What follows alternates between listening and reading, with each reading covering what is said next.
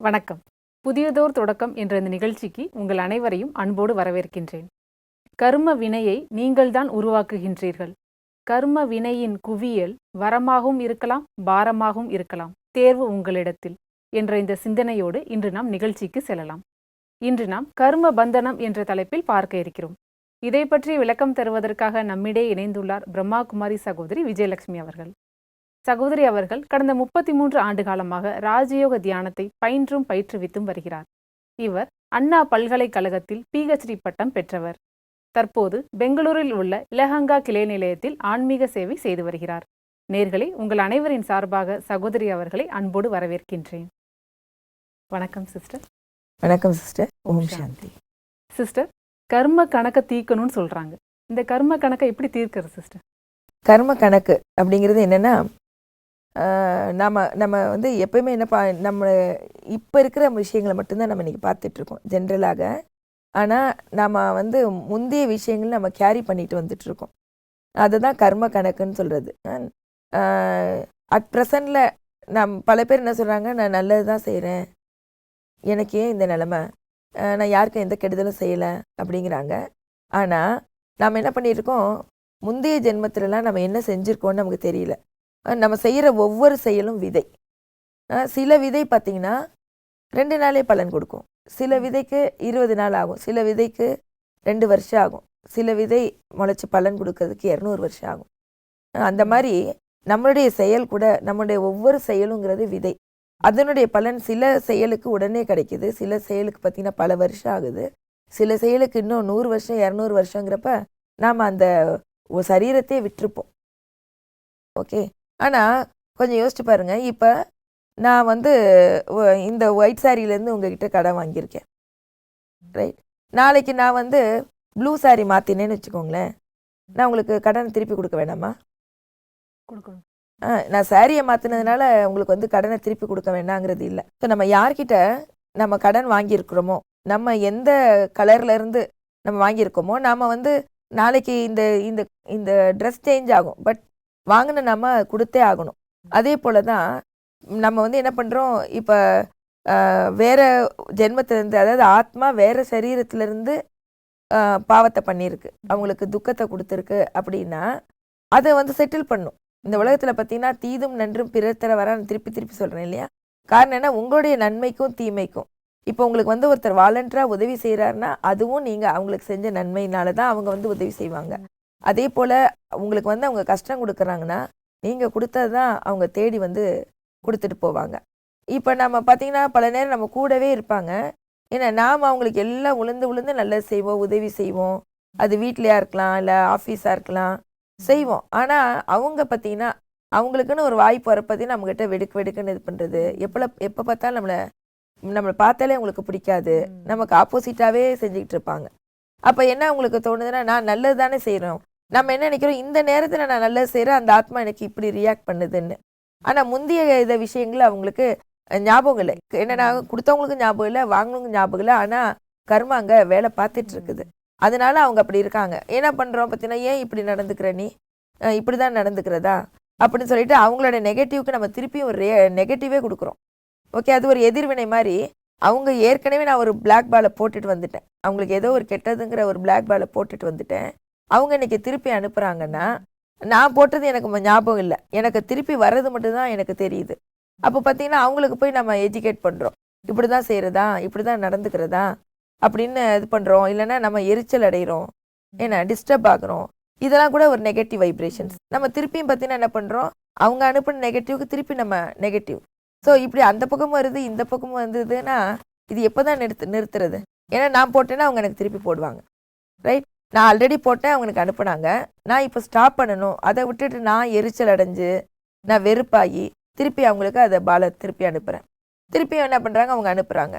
So இது வந்து என்ன ஆகிட்டு இருக்குன்னா, இது குமுலேட்டிவ் ரியாக்ஷன் மாதிரி இது நிற்கிறதே இல்லை. அப்புறம் பார்த்திங்கன்னா நமக்கு டிஸ்டர்ப் ஆகுது, என்னடா அது இவங்க கூட இருக்கிறதா வேணாமா, இல்லை விட்டுட்டு ஓடலைன்னா சில விஷயங்கள் சாத்தியமாகும், சில சமயம் எல்லாமே சாத்தியம் இல்லை. இல்லை ஓடுறது வந்து ரிசல்ட்டும் கிடையாது இல்லையா? எத்தனை பேர் ஓடுவீங்க? நம்ம ஓடுறதுனால நம்ம கணக்கு நிற்க போகிறதும் இல்லை, அவங்க எப்படி இருந்தாலும் நம்மளை துரத்துவாங்க. அப்படி இருக்காம நம்ம ஒரு புத்திசாலியாக இருந்தால் அவங்க கிட்ட போயிட்டு என்கிட்ட நல்லா நடந்துக்கோ, என்கிட்ட அன்பாயிரு, என்ன எனக்கு சந்தோஷத்தை கொடு அப்படின்னு நம்ம அவங்கக்கிட்ட என்ன அர்த்தம்னா, நீ சரியாக நடக்கல, உன்னால தான் நான் டிஸ்டர்ப் ஆகுறேன் அப்படின்னு நம்ம சும்மா சும்மா சொல்கிறோன்னா அவங்கக்கிட்ட கேட்குறோம், பெக் பண்ணுறோம். ஓகே, அதனால நம்ம நம்ம கொடுக்கக்கூடிய தேவதைகள்லாம் அவங்கக்கிட்ட கேட்க மாட்டோம். ரைட்? நம்ம கர்மத்தினுடைய ஆழத்தை நம்ம புரிஞ்சவங்களா இருந்தா ஃபஸ்ட்டு நான் என்ன பண்ணணும்னா, நான் ரியாக்ட் பண்ணுறதை நிறுத்தணும். கர்ம கணக்கை தீர்க்கிறதுனா வரக்கூடிய எதிர்வினை, நான் பண்ண பால் எனக்கு திருப்பி வருதுன்னா ஃபஸ்ட்டு அதை அக்செப்ட் பண்ணணும். அதை விட்டு இன்னொரு பாலை நான் திருப்பக்கூடாது. Okay, first I have to stop. அப்புறம் நான் என்ன செய்யணும்னா, இருந்தாலும் நான் ரியாக்ட் பண்ணாமல் இருக்கிறதுனால அது மொத்தமாக முடிஞ்சிருச்சுன்னு நம்ம சொல்ல முடியாது. அதை நம்ம நல்லபடியாக அந்த இதை முடிக்கணும், கர்ம கணக்கை முடிக்கணும்னு நம்ம நினச்சோம்னா நாம் ஒரு ஞானம் தெரிஞ்சவங்க. ரைட்? நாம் என்ன செய்யலான்னா, நமக்கு அழகாக சொல்லி கொடுத்துருக்காங்க, ஏன்னா நம்ம எல்லாருக்கும் நன்மை செய்யக்கூடியவங்கன்னு. உலகத்தில் எதிர்பார்க்காம மனசாசை மூலமாக உலகத்துக்கே நன்மை செய்யக்கூடியவங்க. நாம் உண்மையிலே ஒருத்தரை தொந்தரவு பண்ணிட்டு வந்திருக்கோன்னா அவங்களுக்கு நிச்சயமாக நம்ம என்ன செய்யணும், நம்ம நல்லது செய்யணும். இன்னொன்று, நம்மளை முதல்ல பாதுகாத்துக்கணும். ஸோ அதுக்காக நம்ம என்ன செய்யணும்னா, ஃபஸ்ட்டு நம்ம போய் நேரடியாக நம்ம சாரி கேட்டாலும் ஒத்துக்க மாட்டாங்க. இப்போ என்ன செஞ்சுட்டேன்னு சாரி கேட்குறேன்னு வாங்க, அதுக்கும் நம்மகிட்ட திருப்பி சண்டைக்கு தான் வருவாங்க. அதனால நம்ம என்ன செய்யலாம், காலையிலேயும் சாயங்காலமும் அவங்கள நம்ம இமர்ஜ் பண்ணலாம். இமர்ஜ் பண்ணி நம்ம மனசால் அவங்கள்ட்ட மன்னிப்பு கேட்கணும். நான் எந்த ஜென்மத்தில் நான் உனக்கு கெடுதல் செஞ்சேனோ, கண்டிப்பாக நான் உனக்கு ஏதோ நான் கெடுதல் செஞ்சுருக்கேன், என்னை மன்னிச்சிடு. நான் மனப்பூர்வமாக மன்னிப்பு கேட்குறேன், நீ என்னை மன்னிச்சிடு. அது மாதிரி நீயும் வெறுப்பில் எனக்கு பல விஷயங்கள் செஞ்ச, நான் என் மனசில் எதுவுமே இல்லை, நம்ம கர்ம கணக்கு இப்போ செட்டில் ஆகிடுச்சு. ஓகே, நீ நல்லா இருக்கணும், உன்னுடைய எல்லா ஆசைகளும் பூர்த்தி ஆகணும், நீங்கள் சந்தோஷமாக இருக்கணும், கடவுள் உனக்கு எல்லாம் கொடுக்கணும் அப்படின்னா அவருக்கு ஆசீர்வாதம் கொடுக்கணும். அதே மாதிரி என்ன பண்ணும், உன்னுடைய ஆசீர்வாதம் எனக்கு ரொம்ப முக்கியம், நீ மனசால எனக்கு ஆசீர்வாதம் கொடு, உன்னுடைய ஆசீர்வாதத்துடைய சேமிப்பு நீ எங்கேயோ கொண்டு போகும் அப்படின்னு சொல்லி அந்த ஆத்மாவை இமர்ஜ் பண்ணி ஃபஸ்ட்டு நம்ம மன்னிப்பு கேட்கணும், அவங்கள மன்னிக்கணும். ஏன்னா நமக்குள்ளாரே கொஞ்சம் கொஞ்சம் இருக்கும் பாரு, ஏன்னா அவங்க நமக்கு ரியாக்ட் பண்ணதுனால இருக்க வழியை நம்ம கிளியர் பண்ணிடணும். அவங்கள்ட்ட இதை கிளியர் பண்ணிக்கிட்டு மற்றபடி என்ன பண்ணணும், அவங்க நல்லா இருக்கணும்னு நம்ம என்ன பண்ணணும், அவ்வளோ ஆசீர்வாதத்தை கொடுத்து அவங்கக்கிட்ட கேட்கணும். ஸோ இந்த மாதிரி நம்ம ரிப்பீட்டடாக செய்யணும். ஏன்னா விதை எப்படிப்பட்ட விதைன்னு தெரில. சில விதை பார்த்தீங்கன்னா டக்குன்னு முளைச்சி டக்குன்னு முடிஞ்சிட்டு போயிடும். சில விதை ரொம்ப ஆழமாக இருந்தால் அவங்கக்கிட்டேருந்து மன்னிப்பு கிடைக்க கூட நமக்கு ரொம்ப டைம் ஆகும். ஸோ அது வரைக்கும் நம்ம பொறுமையாக, ஏன்னா இதை நீங்கள் பொறுமை இல்லாமல் விட்டாலும் நீங்கள் தான் அனுபவிக்கணும், நீங்கள் அதோட செட்டில் பண்ணி தான் நீங்கள் ஆகணும். அதனால நம்ம நமக்கு ஞானம் தெரிஞ்சிருக்குன்னா நாம் அதை விடாமல் தொடர்ந்து டெய்லி காலையில் சாயங்காலம் ஏன்னா அந்த ஆத்மாவை இமர்ஜ் பண்ணி நம்ம இந்த மாதிரி ஸ்டெப் பை ஸ்டெப் அவங்கள மன்னிக்கணும், மன்னிப்பு கேட்கணும், ஆசீர்வாதம் கொடுக்கணும், ஆசீர்வாதம் கேட்கணும். இது மாதிரி பண்ண பார்த்தீங்கன்னா அந்த பக்கத்தில் இருந்து வரக்கூடிய ஃபோர்ஸ் நமக்கு குறையும். ஃபஸ்ட்டு ஃபோர்ஸ் குறையும். இந்த சுப எண்ணங்கள் எப்படி ஒரு ரூமில் துர்நாற்றம் இருக்குன்னா நம்ம போக்க முடியுமா? துர்நாற்றம் வீசினா என்ன பண்ணுவோம், ஒரு ஊதுபத்தியை கொளுத்தி வைப்போம், ரூம் ஸ்ப்ரே அடிப்போம் இல்லையா? அப்போ என்ன அர்த்தம், அங்கே துர்நாற்றம் இல்லைன்னு இல்லை, இது டாமினேட் பண்ணுது. இந்த நல்ல நறுமணம் கெட்ட நறுமணத்தை இல்லாமல் பண்ணுது. ஓகே, அதே போல தான் அவங்ககிட்ட இருந்து நம்மளுடைய கெட்ட வினை அவங்ககிட்ட ஃபோர்ஸாக வருதுன்னா நாம் இந்த பக்கத்து என்ன பண்ணோம், நல்ல விஷயத்த அதுக்கு மேலே நம்ம செலுத்தணும். அந்த மாதிரி நம்ம செலுத்தும் பொழுது பார்த்திங்கன்னா அவங்களுடைய தீய கணக்குங்கிறது அது அவங்கக்கிட்ட இருந்து வரக்கூடிய ஃபோர்ஸ் முதல்ல குறையும். ஃபோர்ஸ் இல்லைன்னு சொல்ல முடியாது, ஃபோர்ஸ் குறையும். ஓகே, இது மேலோங்கும். நம்ம இன்னும் எவ்வளோக்கு எவ்வளவோ நம்ம பொறுமையோடு அவங்களுக்கு நம்ம ஃபிசிக்கலாகவும் வாய்ப்பு கிடைக்கிறப்ப அவங்களுக்கு உதவி செய்யணும், நமக்கு சான்ஸ் கிடைக்கிறப்பலாம் அவங்களுக்கு உதவி செய்யணும். இன்னொன்று அவங்கள சூக்ஷ்மமாகவும், ஏன்னா ஆத்மீக ரூபத்துலேயும் அந்த ஆத்மா கிட்ட நாம் சொன்ன மாதிரி செய்யும் பொழுது கண்டிப்பாக என்ன ஆகும், ஒரு நாள் அந்த கணக்குங்கிறது முடிஞ்சிடும். ஏன்னா இருக்கிற வரைக்கும் தான் அங்கே ஃபோர்ஸ் வரும். ஓகே, பட் அந்த ஃபோர்ஸை போக்கணும்னா இதுதான் வழி. முதல்ல நான் வலியை எனக்கு வலிக்காமல் இருக்கணும் அப்படின்னா நான் ஃபஸ்ட்டு ரியாக்ட் பண்ணக்கூடாது, மனப்பூர்வமாக கேட்டுக்கிட்டே அவங்களுக்கு எவ்வளோ முடியுமோ அவ்வளோ பாசிட்டிவ்னஸ் அனுப்ப ஒரு நாள் அந்த கணக்கு முடிவுக்கு வந்துடும். அந்த கணக்கு முடிஞ்சிருச்சுன்னு வச்சுக்கோங்களேன், ஒன்று அவங்க மாறுவாங்க, அவங்கக்கிட்ட ஒரு நல்ல மாற்றம் வரும். இல்லைன்னா அவங்க நம்மளை விட்டு போயிடுவாங்க, வேறு இடத்துக்கு அவங்க ஷிஃப்ட் ஆகிடுவாங்க. கர்ம கணக்கு முடிஞ்சிருச்சுன்னா வேறு இடத்துக்கு ஷிஃப்ட் ஆகிடுவாங்க. இந்த மாதிரி அநேக விஷயங்கள் நம்ம கர்ம கணக்குங்கிறது ஒரு மனுஷங்கள்கிட்ட மட்டும்தான் இல்லை, அநேக விஷயங்களில் கர்ம கணக்கை போக்கணும்னா இங்கேருந்து போகணும். இங்கேருந்து நம்ம ஏன்னா செஞ்சது நான் ஆத்மா நான் தான் செஞ்சுருக்கேன். ஓகே, இங்கேருந்து கெட்டது போச்சு, இப்போ இங்கேருந்து நான் நல்லதை நான் அனுப்ப அதனுடைய எதிர்வினையை நம்ம மாற்ற முடியும். சிஸ்டர், பெற்றோர்களின் கர்மா பிள்ளைகளை பாதிக்குமா சிஸ்டர்? ஏன்னா பேரண்ட்ஸ் வந்து பார்த்தீங்கன்னா குழந்தைகளுக்காக எவ்வளோ விஷயங்கள் செய்கிறாங்க, அது அவங்கள பாதிக்குமா? கண்டிப்பா பெற்றோருடைய விஷயம் குழந்தைங்களை பாதிக்கும். ஏன்னா நம்ம வந்து ஒருத்தவங்களுக்கு ஒரு தந்தை தாய்க்கு குழந்தையா போறோமே, அதுவே ஒரு கணக்கு தான். நம்ம வந்து யார்கிட்ட வாங்கணுமோ அவங்க கிட்ட தான் போய் குழந்தையா பிறப்போம். அவங்களும் யாருக்கு கொடுக்கணுமோ அவங்க தான் அவங்களுக்கு பிள்ளைங்களா வருவாங்க. சரிங்களா? ஸோ ஒரு கணக்கோட தான் நம்ம வந்து பெற்றவங்களுக்கு குழந்தைங்களா போகிறோம். அப்போ வந்து அவங்க என்ன, நம்ம குழந்தையா இருக்கிறதுனால அவங்க என்ன கொடுக்குறாங்களோ அதெல்லாம் நம்ம எடுத்துக்கிறோம். அவங்களுடைய உழைப்பில் தான் நம்ம சாப்பிட்றோம், வளர்றோம். அவங்க என்ன சொல்லி கொடுக்குறாங்களோ அதெல்லாம் கேட்குறோம். இப்போ அந்த அப்பா ஒரு நல்ல முறையில் சம்பாரிச்சிருந்தாருன்னா அது வந்து அதனுடைய பலன் அதாவது நமக்கு கொடுத்துட்ருக்காரு. ஓகே. பட் அவர் வந்து தீய முறையில் என்ன லஞ்சம் வாங்குறது, இல்லை அடுத்தவங்களோட அபகரித்து அடுத்தவங்களோட கஷ்டத்துலேருந்து அவங்கள்ட்ட வலுக்கட்டாயமாக பிடுங்கி சம்பாதனை வந்து அதை நம்ம சாப்பிட்றோம். அப்படிங்கும் பொழுது இது வந்து ஒரு ஜாயிண்ட் அக்கௌண்ட் மாதிரி. நீங்கள் தெரியாமல் என்ன பண்ணுற அந்த அவங்களோட வழியில் உங்களுக்கும் பங்கு ஏற்படுது. அதனால தான் வந்து நம்ம என்ன பல நேரம் என்ன சொல்கிறாங்கன்னா, பெற்றவங்க எப்பவுமே குழந்தைங்களோட நல்லதுக்காக தான் சொல்லுவாங்க. இருந்தாலும் எல்லாருமே ஆத்மாக்கள், எல்லாருமே இண்டிவிஜுவல். ஓகே. ஓரளவுக்கு நம்ம வளர்ந்ததுக்கப்புறம் நமக்கு விஷயம் தெரியும் பொழுது பெற்றவங்களே இருந்தாலும் அவங்க தப்பு செய்கிறாங்கன்னா ஏன்னா அந்த ஆத்மாவோடது எனக்கும் வந்து பாதிச்சிட்டு இருக்கு. ரைட். அவங்க என்னெல்லாம் செய்கிறாங்களோ அதில் எனக்கும் பங்கு வந்துக்கிட்டு இருக்கும் பொழுது எனக்கு அது புரிஞ்சிச்சுன்னா I have to educate to my parents. என்னுடைய பேரண்ட்ஸ்க்கு நான் கண்டிப்பாக புரிய வைக்கணும், இது நீங்கள் செய்யக்கூடாது. அவங்களுக்கு சரியான அறிவை, சரியான ஆத்மீக ஞானத்தை, கர்மத்தினுடைய ஆழத்தை சொல்லி கொடுக்கணும். நம்ம நினைக்கிற மாதிரி வந்து யாரையும் நம்ம ஏமாற்ற முடியாது. சொல்லப்போனால் ஏமாந்துட்டுருக்கோம். இந்த உலகத்தில் ஒரு பைசா கூட யாருக்கும் கொடுக்கவும் முடியாது, யார்கிட்டருந்து வாங்கவும் முடியாது. ரைட். அப்படி இருக்கப்ப நான் இன்னொருத்தவங்களோட அபகரிக்கிறேன்னா ஒரு நாள் வந்து அவங்க நம்மக்கிட்டேருந்து அபகரித்து போவாங்க. அந்த கர்மத்தினுடைய ஆழத்தை நம்ம அவங்களுக்கு புரிய வச்சு அவங்கள செய்யறத ஸ்டாப் பண்ணணும். ஏன்னா அவங்க எப்படி நமக்கு நல்லது செஞ்சுருக்காங்களோ, நமக்கு நல்ல எஜுகேட் பண்ணி கொடுத்துருக்காங்க, நம்ம செட்டில் ஆகணும்னு அவங்க எவ்வளோ போராடி இருக்காங்க.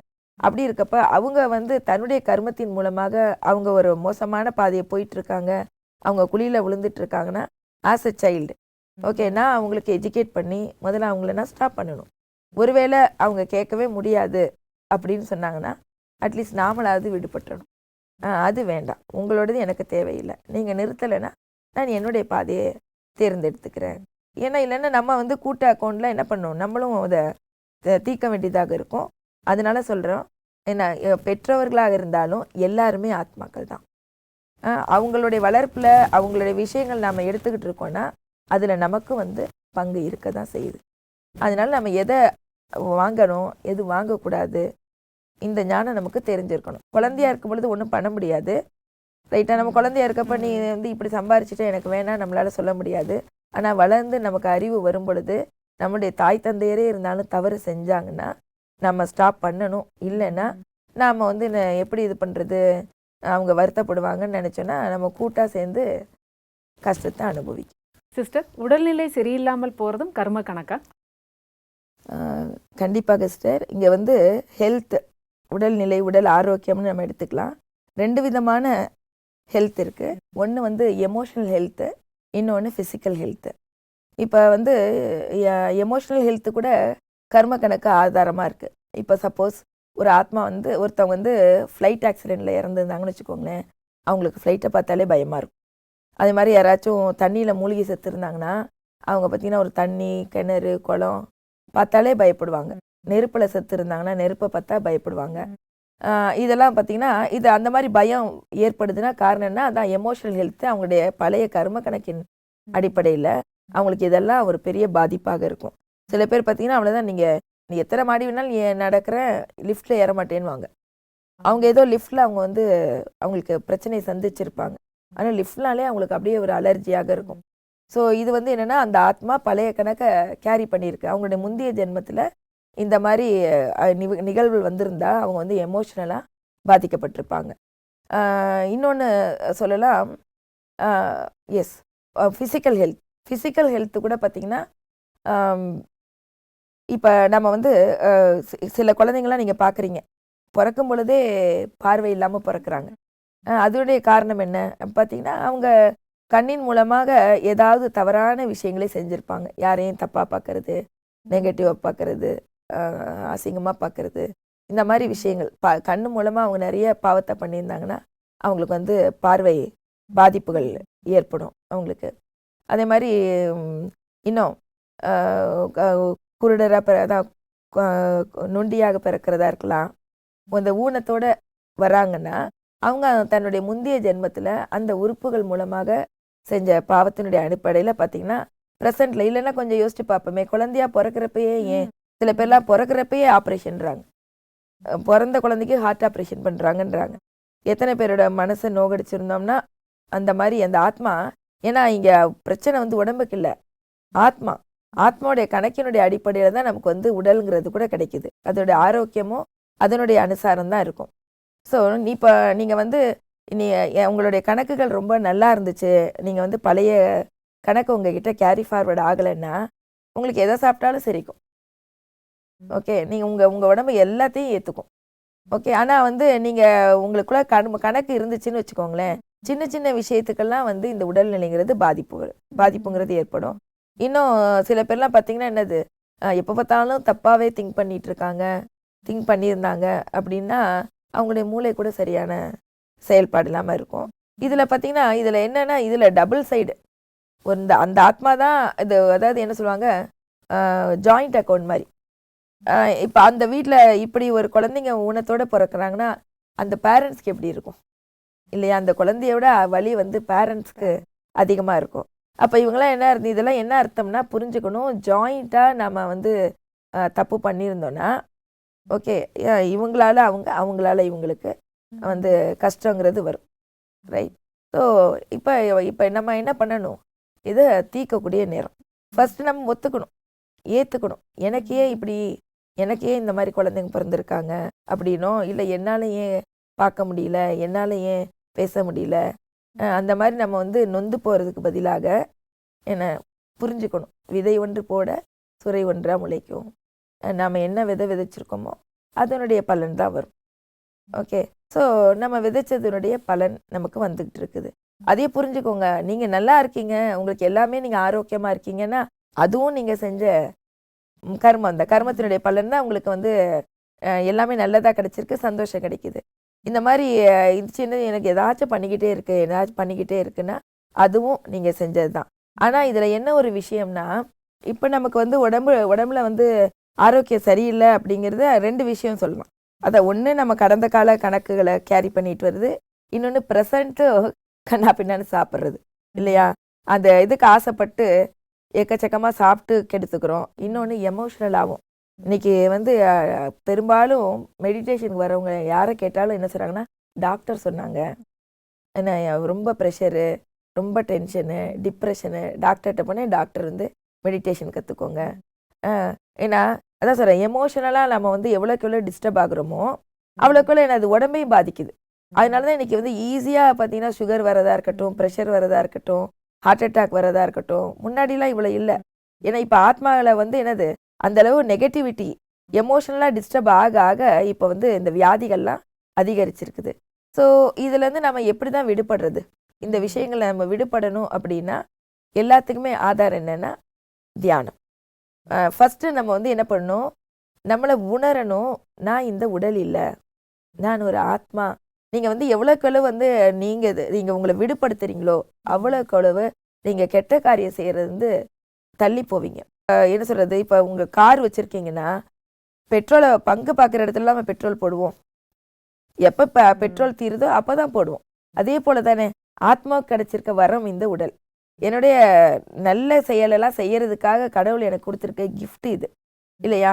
இது கண்டிப்பாக நம்மளும் என்ன பண்ணணும், இதை நல்லா வச்சுக்கணும்னா இதுக்கு சாப்பாடு கொடுக்கணும், ரைட்? அப்போ வந்து எனக்கு எப்போ தேவையோ அப்போ கொடுக்கணும், பசிச்சாதான் சாப்பிடணும். என்ன பார்க்குறதெல்லாம் இப்போ அப்போ தான் சாப்பிட்ருப்போம், திருப்பி 11 மணிக்கு இல்லை 9 மணிக்கு நல்லா ஃபுல்லாக டிஃபன் சாப்பிட்டு 11 மணிக்கு வடை சமோசா பார்த்தா பசியே இருக்காது. ஆனால் அப்புறம் விட்டா போயிருமே, ஆறி போயிடும். ஸோ இந்த மாதிரி நெக்ஸ்ட்டு அடுத்தது பார்த்தீங்கன்னா அடுத்தது இன்னொரு ஐட்டம் வருதா, சாப்பிட்டுக்கிட்டே இருக்கோம்னா அதோட என்னது, அதுக்கப்புறம் அதை செரிக்கிறதுக்காக அப்புறம் ஸ்ப்ரைட்டு அந்த மாதிரி. ஸோ இங்கே பிரச்சனையை கொண்டு வரது யார், அப்போ என்ன அர்த்தம்னா நீங்கள் வந்து உடம்ப உங்களுடையதாக நீங்கள் பயன்படுத்தும் பொழுது அழகாக தேவைக்கு நம்ம எதை கொடுக்கணுமோ அதை கொடுப்போம். சரி நம்ம உட்காந்து தான் வேலை செஞ்சிட்ருக்கோம் அப்படின்னா சரியான ப்ராப்பராக ஒரு வாக்கிங் போகிறதா இருக்கட்டும், எக்ஸசைஸ் பண்ணுறதா இருக்கட்டும், இதெல்லாம் செய்வோம். ஆனால் இந்த மாதிரி இன்னைக்கு எப்படி தெரியுமா உங்களுக்கு, சாப்பிட்டு வியாதி வந்தவங்களோட சாப்பிடாம வியாதி வந்தவங்களோட சாப்பிட்டு வியாதி வந்தவங்க தான் அதிகம். அப்போ என்ன அர்த்தம்னா தானே இந்த உடல், அதாவது அந்த ஆசைக்கு அடிமையாகி இந்திரியத்துக்கு அடிமையாகி இப்போ ஆரோக்கியத்தை கெடுத்துட்டு இருக்காங்க. ஸோ அதனால நம்ம புரிஞ்சுக்கணும், நாம் ஆரோக்கியமாக இருக்கணும்னா அது நம்ம கையில் தான். அது எவ்வளோக்கு எவ்வளோ நீங்கள் இந்த தேகத்திலேருந்து விடுபட்டு உங்களோட உடம்ப இது எனக்கு கிடைச்சிருக்க வரோம் அப்படின்னு நீங்கள் புரிஞ்சுக்கணும். ஏன்னா இதன் மூலமாக தான் இப்போ நம்ம நல்ல கணக்குகளை செய்யணும், நல்ல விஷயங்களை நம்ம செய்யணும், நிறைய சேவை செய்யணும், நல்ல புண்ணியத்தை செய்யணும்னா இந்த உடல் மூலமாக தான் நம்ம செய்யணும். அதனால் இது எனக்கு கிடைச்சிருக்க வரம்னு நம்ம புரிஞ்சு, ஏன்னா இதுக்கு தேவையான அளவுக்கு நம்ம என்ன, அது அடிமையாகாமல் இந்த உடலை ஆரோக்கியமாக வச்சுக்கிறதுக்கு நம்மளால் என்ன கொடுக்க முடியுமோ அந்த மாதிரி கொடுக்கணும். இன்னொன்று எமோஷ்னலாகவும் நம்ம நல்லா இருக்கணும். எமோஷ்னலாக இருக்கணும்னா பார்த்தீங்கன்னா பண்ணக்கூடாது, யாரை பார்த்தும் பொறாமப்படக்கூடாது, வயிற்றுச்சல் படக்கூடாது. ஒவ்வொன்றும் உடம்பை பாதிக்குது. இப்போ எங்களுடைய பிரம்மகுமாரிகள் ஆர்கனைசேஷனில் ஒரு சீனியர் சகோதரர் இருக்கார். அவரோட அனுபவத்தை ஷேர் பண்ணார். இந்த ஒரு பேஷண்ட்டு, கேன்சர் பேஷண்ட்டு, அவ்வளோதான் இதுக்கப்புறம் 6 மாதம் இருந்தால் அதிகம் சொல்லிட்டாங்க. அவருக்கு டேட் கொடுத்தாச்சு. அவர் பிகேன்னு சொல்ல முடியாது, இந்த ஞானம்லாம் பிடிச்சிருந்து சூரஜ்பாய் பிரதர்கிட்ட கேட்குறாங்க, சீனியர் பிரதர்கிட்ட கேட்குறாங்க, எனக்கு நாள் குறிச்சாச்சு, நான் இனிமேட்டு என்ன நல்லது செய்யலாம் அப்படிங்கிற மாதிரி அவர்கிட்ட கேட்குறப்ப அவர் சொல்கிறாரா, நீங்கள் முதல்ல உங்களை சந்தோஷமாக வச்சுக்கிட்டா தான் உங்களால் இது பண்ண முடியும். நீங்கள் எல்லைக்கு போயிட்டு நீங்கள் உங்களோட இது பண்ண முடியாது. ஒன்றும் பிரச்சனை இல்லை. நீங்கள் என்ன பண்ணுங்கள், டெய்லி தண்ணி எடுத்துக்கோங்க. ஏன்னா நான் ஆரோக்கியமாக இருக்கேன், என்னோடய உடம்பு ஆரோக்கியமாக இருக்குது, நான் ஆரோக்கியமாக இருக்கேன், என் உடம்பு ஆரோக்கியமாக இருக்குது, என் உடம்புல இருக்க கேன்சர்லாம் சுத்தமாக சரியாயிடுச்சு, ஏன்னா என்னுடைய கேன்சர்லாம் கடவுள் எடுத்துக்கிட்டாரு, நான் இப்போ ரொம்ப ஆரோக்கியமாக இருக்கேன், ஏன்னா என்னுடைய உடம்பு சரியாயிடுச்சு. அந்த மாதிரி ஒரு நல்ல விஷயத்த நீங்கள் திருஷ்டியை கொடுங்க. ஏன்னா இறைவனை நினச்சிக்கிட்டு அந்த தண்ணிக்கு நீங்கள் திருஷ்டி கொடுங்க, என்னுடைய உடல் நல்லா இருக்குது, ஆரோக்கியமாக இருக்குது, என்னுடைய கேன்சர் சரியாக போயிடுச்சு அப்படின்னு நீங்கள் திருஷ்டி கொடுத்துட்டு குடிங்க, ஒரு நாளைக்கு 7 தடவை செய்யுங்க அப்படின்னு சொன்னார் அவர். அது பிரதர் சொல்கிறார், தன்னுடைய அனுபவத்தை சொன்னார். அந்த மாதிரி நீங்கள் 48 நாள், 6 மாதம் தானே கொடுத்துருக்காங்க, நீங்கள் 48 நாள் இது செய்யுங்க அப்படின்னு சொல்லியிருக்காரு. அவரும் அதை அப்படியே பிலீவ் பண்ணி, ஓகே, ஏன்னா நம்பிக்கை ரொம்ப முக்கியம். அவர் ஏற்றுக்கிட்டு, நல்லது தானே சொல்கிறாங்க, ஸோ ஏற்றுக்கிட்டு அவர் அவ்வளோ சின்சியராக அவர் செஞ்சுருக்காரு. அதுக்கப்புறம் 3 மாதம் கழித்து போய் செக்கப் பண்ணால் டாக்டரே மிராக்கலாக இது பண்ணாங்களாம், கேன்சர் இருந்த இடமே தெரியலையா. ஸோ என்ன அர்த்தம்னா இங்கே என்ன ஆகுதுன்னா எமோஷ்னல் ஹெல்த்தை இம்ப்ரூவ் பண்ணுறாங்க. நான் ஆரோக்கியமாக இருக்கேன், நான் சந்தோஷமாக இருக்கேன், எனக்கு வியாதியே இல்லை, இல்லை இல்லை இல்லை போயிடுச்சு, என்னை விட்டு போயிடுச்சுன்னு நினைக்க பார்த்தீங்கன்னா அது நம்மளை விட்டு போகுது. ஓகே, அதை விட்டுட்டு நமக்கு சின்ன விஷயத்த கூட பெருசாக எடுத்துக்கிட்டோன்னா அது என்ன ஆகும், எனக்கு தலை வலிக்குது, என் தலை சரியில்லை, என் வயிறு சரியில்லை, சரியில்லைன்னா அது இன்னும் பல உறுப்புகளை பாதிக்கும். அதனால நம்ம உடல்நிலை சரியில்லாமல் இருக்கும் பொழுது கூட எமோஷ்னலாக நம்ம ஆரோக்கியமாக வச்சுக்கணும். நம்ம எமோஷ்னலாக நம்ம இம்ப்ரூவ் ஆகும் பொழுது சைட் பை சைடு நம்முடைய உடல் ஆரோக்கியம் கூட இம்ப்ரூவ் ஆகும். இன்னொன்று மனசு நிச்சயமாக சந்தோஷமாக இருக்கும். சிஸ்டர், இன்று கர்ம பந்தனத்தை பற்றி மிகவும் எளிமையாகவும் ஆன்மீகமாகவும் எடுத்து சொன்னதற்காகவும், மேலும் இந்த நிகழ்ச்சியில் கலந்து கொண்டதற்காகவும் மிக்க நன்றி சிஸ்டர். Thank you sister. ஓம் சாந்தி. நேர்களே, நிகழ்ச்சியை பார்த்தீங்களா? சகோதரி அவர்கள் இன்று நாம் ஏற்கனவே செய்த கர்மத்தினுடைய பலனை தான் இப்பொழுது அனுபவம் செய்து கொண்டிருக்கின்றோம் என்று மிகவும் ஆழமாக எடுத்து கூறினார்கள். மேலும் நம்மளுடைய எமோஷ்னல் ஹெல்த்தை சரியாக வைத்து கொண்டோம் என்றால் ஃபிசிக்கல் ஹெல்த்தில் எந்த விதமான பாதிப்பு ஏற்பட்டாலும் அதனை நம்மால் சந்தோஷமாக எதிர்கொள்ள முடியும் என்றும் கூறினார்கள். இந்த நிகழ்ச்சி இதோடு நிறைவு பெறுகிறது. மீண்டும் மற்றொரு நிகழ்ச்சியில் உங்களை சந்திக்கிறேன். நன்றி, வணக்கம்.